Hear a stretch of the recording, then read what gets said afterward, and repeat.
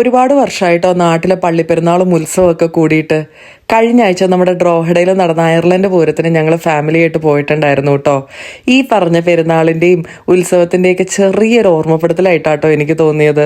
ഇതൊക്കെ കുട്ടികളോട് പറഞ്ഞു കഴിഞ്ഞപ്പോഴത്തേനും അവർക്ക് വലിയ എക്സൈറ്റ്മെൻ്റ് ഒന്നും ഉണ്ടായിരുന്നില്ല കേട്ടോ. അവർക്ക് ലൈഫിൽ ആദ്യത്തെ എക്സ്പീരിയൻസ് അല്ലേ ഈ പൂരവും പെരുന്നാളൊക്കെ. പക്ഷെ നമുക്ക് അങ്ങനെയല്ലല്ലോ. പണ്ട് പള്ളിയിൽ പെരുന്നാൾ വന്നു കഴിഞ്ഞാൽ കസിൻസ് എല്ലാവരും വീട്ടിൽ ഒത്തുകൂടും കേട്ടോ. ഞങ്ങൾ തറവാട്ടിലാണ് താമസിച്ചുകൊണ്ടിരുന്നത്. പിന്നെ അമ്മാമ്മ ഞങ്ങൾക്കെല്ലാം നേർച്ചയിടാനായിട്ട് പൈസ തരും. ആ പൈസ കിട്ടാൻ കാത്തിരിക്കും. എന്തിനാണെന്നറിയോ? പള്ളിപ്പറമ്പ് പോയി നിരങ്ങാനായിട്ട്.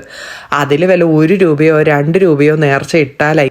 ബാക്കി പൈസയ്ക്ക് മുഴുവൻ നടന്ന് പൊട്ട്, ചാന്ത്, കുപ്പിവള, കൺമഷി എന്ന് വേണ്ട സകലമാന സാധനങ്ങളും മേടിച്ചു കൂട്ടു കേട്ടോ. ഈ കുപ്പിവള മേടിക്കുന്നതിന് വേറൊരു ഉദ്ദേശം കൂടി ഉണ്ടായിരുന്നു കേട്ടോ. ഈ വളപ്പൊട്ട് പൊട്ടിച്ച ഒരാൾ മനസ്സിൽ വിചാരിച്ച ആൾക്ക് നമ്മളോട് എത്ര സ്നേഹമുണ്ടെന്നറിയാം. ഓ, ഹൗ റൊമാൻറ്റിക് അല്ലേ. ഇപ്പം അതൊക്കെ ഓർത്തു നോക്കുമ്പോൾ വാട്ട് എ ക്രിഞ്ച് അല്ലെങ്കിൽ വാട്ട് എ ചളി എന്നാണ് എനിക്ക് തോന്നുന്നത്.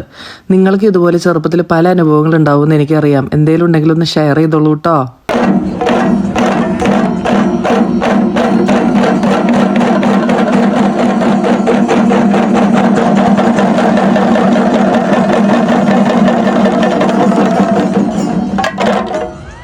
One, two, three, start.